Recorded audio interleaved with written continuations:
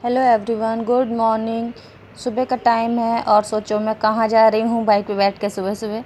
तो मैं जा रही हूँ ड्राई क्लीनर की शॉप पे कपड़े लेने, क्योंकि उसकी शॉप सुबह सुबह खुल जाती है और 6 बजे बंद हो जाती है। तो बस मैं इनके साथ ड्राई क्लीनर की शॉप पे जा रही थी, क्योंकि उसने कपड़े नहीं लौटाए थे हमारे, थोड़े ही कपड़े लौटाए थे और आधे से ज़्यादा रख लिए थे। आपका अपने चैनल वाराणसी ब्लॉगर में बहुत सारा स्वागत है। इस समय बज रहे हैं 2:30 और मैं सही बताऊं तो अब मैं फ्री हुई हूँ नहा धो के सारा काम करके। मुझे काफ़ी ज़्यादा माइग्रेन हो रहा है इस टाइम पे, और अंश ने बनाई है मेरे लिए मैगी और चाय। पेटे ने बनाई है मेरे लिए। सुबह मैंने बनाई थी पेठे की खट्टी मीठी वाली सब्जी, रोटी और पूरी। तो रोटी भी बनाई थी, पूरी भी बनाई थी, जिसको जो खाना हो वो खा ले। लेकिन मैंने दोनों में से कुछ भी नहीं खाया। मैंने 2 ब्राउन ब्रेड लिए थे, दूध लिया था क्योंकि मुझे मेडिसिन लेनी थी, और उसके बाद अपने काम में कंटिन्यू लगी रही हूँ। अब आके बैठी हूँ मैं, क्योंकि मेरे से सुबह आजकल जल्दी उठा नहीं जाता। तो मैं उठती हूँ 7 बजे। वेरी फ्रैंक, मैं 6 बजे नहीं उठती हूँ। 6:30 पौने 7 तक उठती हूँ, नहीं उठा जाता मेरे से, और उठते ही लग जाती हूँ अपने डेली के काम में।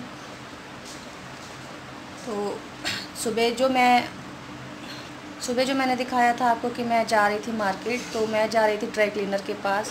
बहुत सारे कपड़े उसने रखे हुए हैं, जो मैंने दिखाया भी था आपको कि एक बार ब्लॉग में, सर्दियों वाले ब्लॉग में, कि ड्राई क्लीनर को कपड़े दे रही है। उसने सिर्फ अंश का एक ब्लेजर वापस किया है, स्कूल वाला। बाकी के कपड़े उसने वापस नहीं किए हैं।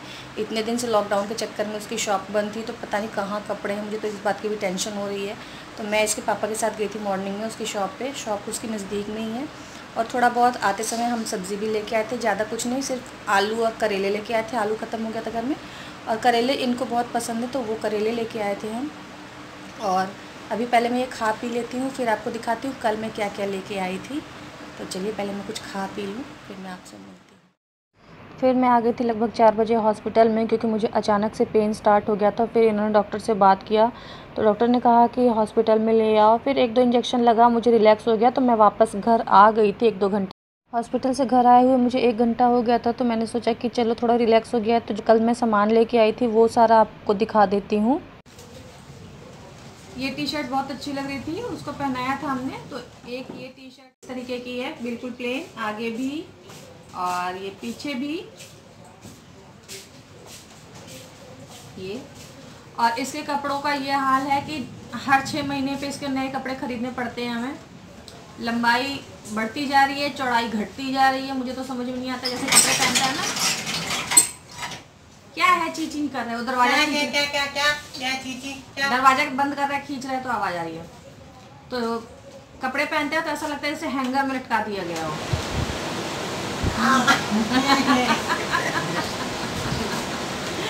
डांस कर रहा है।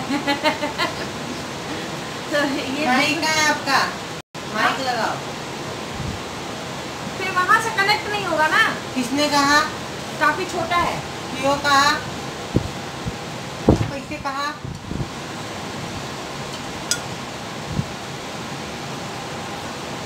मेरे को ऐसे बड़े बाल बड़े अच्छे लगते हैं, स्टाइलिश, लुकिंग वेरी हैंडसम।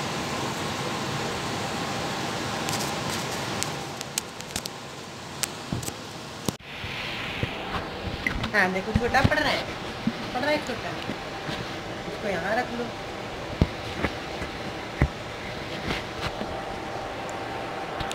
तो अंश जी के सौजन्य से माइक मैंने लगा लिया है। अंश ने चला दिया कूलर और पंखा, तो मुझे ये माइक लगाना पड़ा है।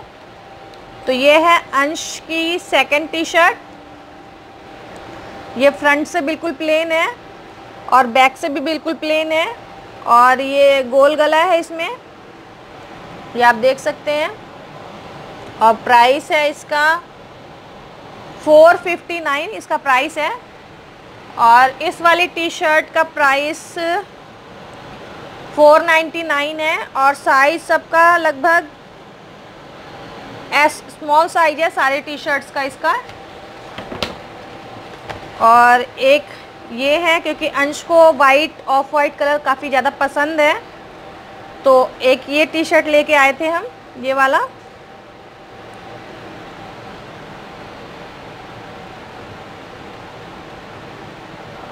और इसका प्राइस है 599। ये देखिए, और इसका साइज़ भी, हाँ इसका साइज़ भी देखिए एस है, स्मॉल साइज़ है।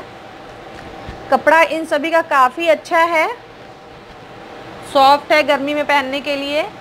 इनके कितने भी कपड़े खरीद दो हर 6 महीने बाद फिर इनके कपड़े की हालत ऐसी हो जाती है कि ये इनके पास कोई कपड़े नहीं बचते। और अंश के पापा लेके आए हैं अपने लिए शॉर्ट्स, तो वो मैं आपको थोड़ी देर में दिखाती हूँ। और मैं जो लोअर लेके आई थी वो मैंने वीडियो में आपको कल दिखा ही दी थी, बहुत ज़्यादा सॉफ्ट और बहुत अच्छी लोअर थी, मतलब अच्छी लोअर है।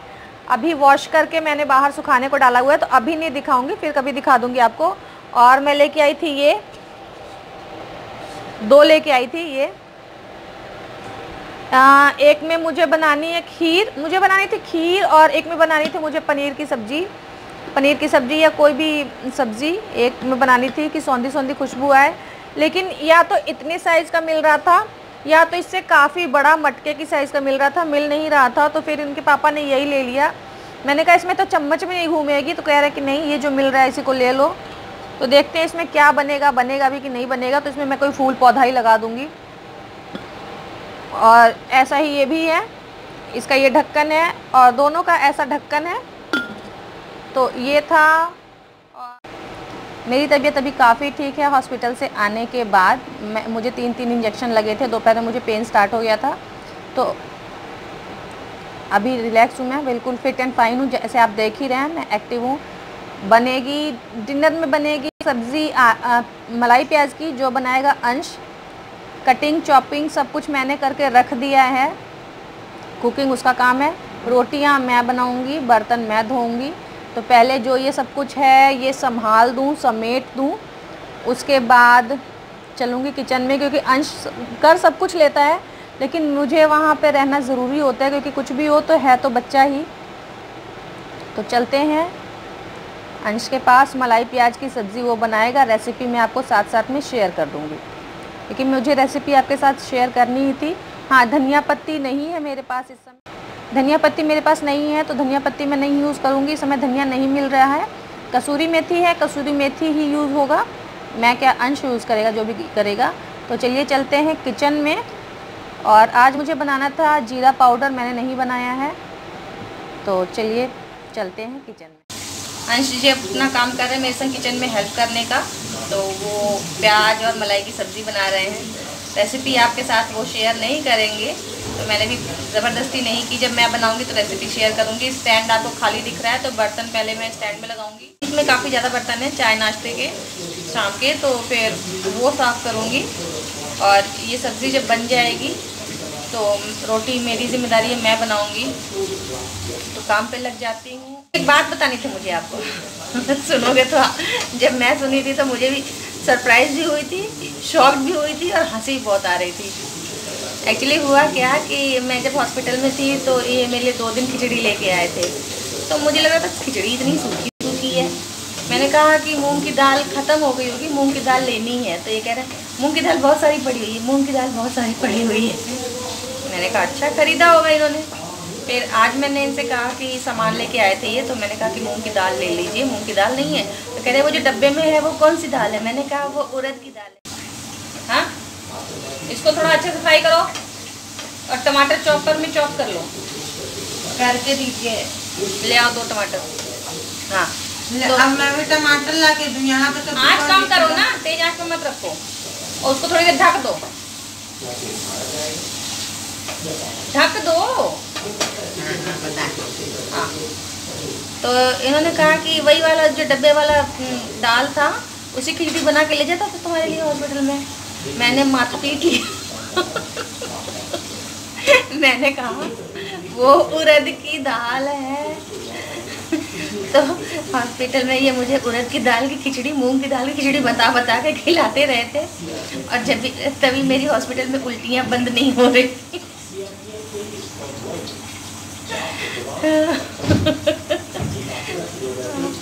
मैंने कहा ये क्या खिला दिया आपने मुझे, जब भी तो मेरी उल्टियाँ नहीं बंद हो रही थी। मुझे क्या पता। मैंने कहा कि जब मैं कह रही थी कि मूंग की दाल ख़त्म होने वाली है तो आप कह रहे नहीं, मूंग की दाल सफिशिएंट रखी हुई है। तो ये कहते हैं ना कि जो जिसका काम उसी को साझे, दूजा करे तो डंका बाजे, वही वाला। चलिए आज का ब्लॉग मैं यहीं ख़त्म करती हूँ और उसके बाद मैं करूँगी अपने किचन का काम कंप्लीट। बर्तन धोना है, बर्तन धोने के बाद रोटी बनाना है, खाना खाने के बाद किचन क्लीन करना है, जो रोज़ का मेरा शेड्यूल होता है। हॉस्पिटल से आने के बाद मैं बिल्कुल भली चंगी हूँ, डोंट वरी, मैं बिल्कुल ठीक हूँ। फिर मिलते हैं आपसे नेक्स्ट ब्लॉग में कुछ नई बातों के साथ। तब तक के लिए अपना ध्यान रखिए, मैं भी अपना ध्यान रखती हूँ। जय हिंद, सतर्क रहें, सावधान इंडिया। ये कह रहा है जय हिंद, सतर्क रहे, सावधान इंडिया। बोल दो सोमू, बोलो बोल दो। एक बार बोलते दूसरी बार सुनने के लिए कोई रहता नहीं। क्यों? अच्छा, मैंने अंश की आपको एक बात नहीं बताई। अंश परसों दोपहर में कहीं जा रहा था। क्या लेने जा रहा था सोमू? कुछ लेने जा रहा था, अपना स्टेशनरी का सामान या क्या। तो दो लड़के कहते ओए अंश, ओए अंश। इसने मास्क लगाया, बता तो दिया था। वो लाइव में बताया था, ऐसे नहीं बताया था। हाँ, लाइव मैंने वीडियो में बताया था आपने, मेरे को याद है। तो चलो देखेंगे अगर होगा तो ये लाइव में बताया था मैंने, वीडियो में नहीं बताया था। हाँ, दो लड़के थे ऐसे क्लास के, वो कह रहे ओ अंश ये पिज़्ज़ा ले आया है, लिया हमें खिला, ये पिज़्ज़ा लेके आया है, लिया हमें खिला। तो ये गया, इसने बांधा हुआ था फेस पे और बाल काफ़ी बड़े बड़े हो ही गए हैं। तो कह रहा है बोल, क्या बोलेगा, मैं अंश का बड़ा भाई हूँ। तो सारे लड़के कह रहे अच्छा भैया, भैया नमस्ते, अच्छा भैया नमस्ते, अंश हमारे भाई जैसा है। इसके दिमाग में पता नहीं कहाँ से ये सारे आइडियाज़ आते हैं। जब इसने मुझे बताया और अपने पापा को बताया तो हम दोनों की हंसी नहीं रुक रही थी। देखने में देखो आप लोगों को कितना सीधा लगता है और अंदर से इसके कितने मतलब कि दिमाग में खुरापात भरी पड़ी हुई है। जिसके पास अकल होती है वही खुराफात में जा सकता है। कह रहा है जिसके पास अकल होती है वही खुरापात कर सकता है। इसके अंदर सब कुछ अच्छा है, लेकिन एक चीज़ मुझे बहुत गंदी लगती है, मैं इसके सामने ही बोल रही हूँ। ये सबके अंदर कमियां निकालता है और जो ऐसे लोग होते हैं वो दूसरों के अंदर कमियां निकालते हैं, वो अपनी कमियों को कभी भी दूर नहीं कर पाते हैं। इसके सामने ही मैं बोल रही हूँ और हमेशा मैं इसको डेली बोलती भी हूँ, डांटती भी हूँ, समझाती हूँ। पता नहीं ये चीज़ कैसे सुधरेगी, क्योंकि अगर मैं सामने वाले के अंदर नेगेटिविटी ही देख रही हूँ तो मेरे अंदर भी नेगेटिविटी ही आएगी। टमाटर डाल दूँ? हाँ डाल दो। तो आप बताइएगा कि आपके बच्चे भी ऐसे करते हैं? मेरा अंश तो ऐसे करता है, बहुत ज़्यादा करता है। नेगेटिव सबके अंदर से कमियां निकालता है, चाहे कोई भी हो, सबके अंदर से कमियां ये निकाल ही लेता है। मैं कहती हूँ बेटा दूसरों कमियों पे ध्यान दोगे तो अपनी खुद की कमियों को कैसे दूर करोगे। चलिए कोई अगर आपके पास सोल्यूशन होगा तो बताइएगा मुझे। आज के ब्लॉग को यहीं ख़त्म करती हूँ, फिर मिलती हूँ आपसे नेक्स्ट ब्लॉग में कुछ नई बातों के साथ। तब तक अपना ध्यान रखिए आप और मैं अपना ध्यान रखती हूँ। तब तक के लिए बाय बाय। तब तक के लिए बाय बाय। ये है वो सब्ज़ी जो अंश ने बनाई थी, दही प्याज की। दही प्याज की मैं इसलिए बोल रही हूँ क्योंकि मलाई हमारे घर में ख़त्म हो गई थी, बहुत थोड़ी सी थी। तो मलाई की जगह मैंने अंश से कहा कि बेटा दही डाल दो। टेस्टी, बहुत टेस्टी सब्ज़ी बनी थी, लेकिन इसने अपनी रेसिपी शेयर नहीं की। तो मैं रेसिपी कभी और आपसे शेयर कर दूँगी। सब्ज़ी वाकई बहुत टेस्टी बनी थी।